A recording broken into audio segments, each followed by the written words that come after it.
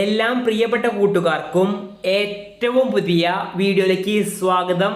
NEET 2025 counselling പ്രോസസ്സുകളിൽ MBBS seat കിട്ടുവാൻ സാധ്യതയുള്ള റാങ്കുകളാണ് ഈ വീഡിയോയിലൂടെ നിങ്ങളുമായി പങ്കുവയ്ക്കാൻ പോകുന്നത്. വീഡിയോയിലേക്ക് പോകുന്നതിന് മുൻപ് ഇതുപോലെയുള്ള അപ്ഡേറ്റുകൾ യഥാസമയം നിങ്ങളിലേക്ക് ലഭിക്കുവാൻ ഇപ്പോൾ തന്നെ ചാനൽ സബ്സ്ക്രൈബ് ചെയ്ത് വച്ചേക്കുക. അപ്പോൾ നമുക്ക് നേരെ വീഡിയോയിലേക്ക് പോകാം.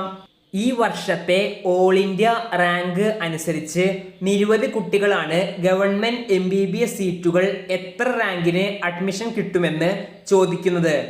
ഇന്ത്യയിലെ ഓരോ സംസ്ഥാനങ്ങളിലെ 15% സീറ്റ് ഓൾ ഇന്ത്യ കോട്ടയിലാണ് അഡ്മിഷൻ നടക്കുന്നത്.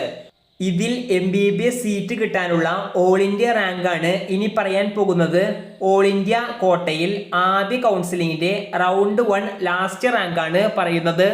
ജനറൽ കാറ്റഗറിക്ക് റൗണ്ട് 1 ലാസ്റ്റ് റാങ്കായി വന്നിട്ടുള്ളത് ഓൾ ഇന്ത്യ റാങ്ക് 19,500 റാങ്കാണ്.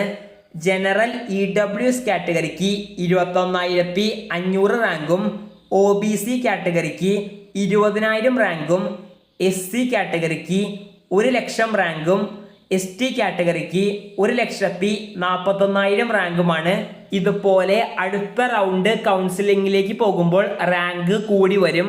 റൗണ്ട് 4 വരെ എത്തുമ്പോൾ ജനറൽ കാറ്റഗറിക്ക് 23,000 വരെ റാങ്കിന് കുട്ടികൾക്ക് MBBS അഡ്മിഷൻ ലഭിച്ചിട്ടുണ്ട്.